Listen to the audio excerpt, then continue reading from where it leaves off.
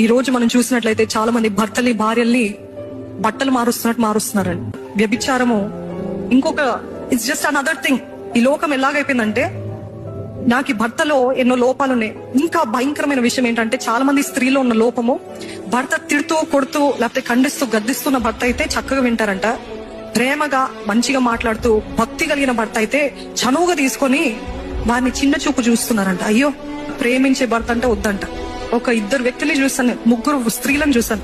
ఒక దాంట్లో ఒక ఫేమస్ ఫుట్బాల్ ప్లేయర్ ఒక వైఫ్ విడిచిపెట్టిందంట. ఏంటండి మీ విడాకులు కలిగిన కారణం ఏంటిదంటే, నా భర్త నన్ను ఎప్పుడు బాధ పెట్టలేదు, నా భర్త నన్ను ఎప్పుడు తిట్టలేదు, నా ఇద్దరు పిల్లలు ఎంతో ప్రేమగా నన్ను ఎంతో ప్రేమగా చూస్తాడు, నాకేం తక్కువ చేయలేదు, ఆయన ఎంతో భక్తిపరుడు, ఆయన ఎంతో పరిశుద్ధుడు, ఆయన ఇంత మంచిగా ఉన్నాడు కాబట్టి నేను ఉండలేకపోతున్నాను చెప్పిందంట. అట్లా అయిపోయారండి. అట్లా ఈ ముగ్గురిని చూశాను.